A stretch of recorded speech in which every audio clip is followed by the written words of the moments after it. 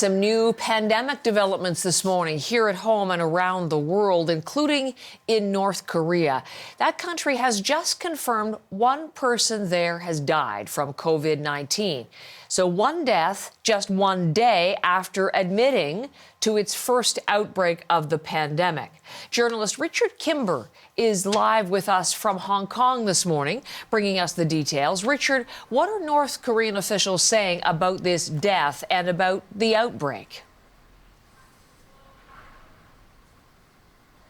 Well, state media, Heather, saying that there have been 6 people who have died in the last 24 hours, one of whom has been confirmed to have the Omicron variant of COVID-19. The other 5 and hundreds of thousands more are said to have what's being described by North Korean state media as a virus of unidentified origin, which sounds to many health experts in this region like it could well, of course, be COVID-19. Now, of those hundreds of thousands that are suffering from that fever, around half are said to be treated, according to state media, but there's no clear indication of their current situation. And in the meantime, the North Korean leader Kim Jong-un has issued what he's describing as the gravest state of national emergency and has ordered a full nationwide lockdown. And this comes just 2 weeks after a huge military parade took place in the capital city, Pyongyang, involving some 12,000 military personnel and a typically huge crowd, which many analysts over the border in South Korea are looking at and wondering if this could have potentially been effectively a super spreader event that's kick-started the onset of this new campaign from the North Korean officials to start publicizing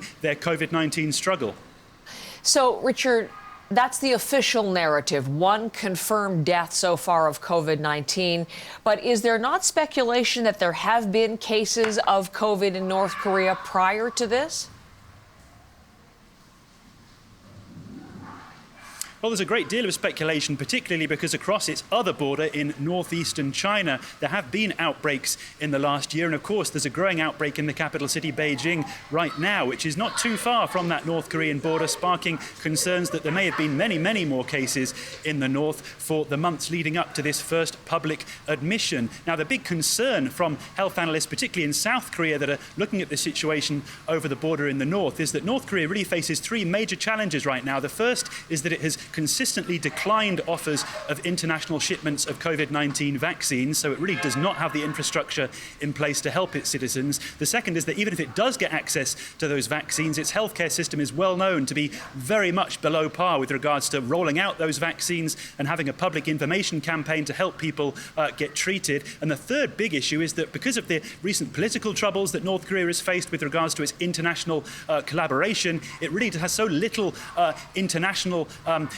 people in place in that country, because lots of NGOs have been leaving over the past few years. The access to clear and precise information with regards to the COVID-19 situation is becoming increasingly sparse, and that's only going to make it more difficult for the North Korean administration to try and seek international support.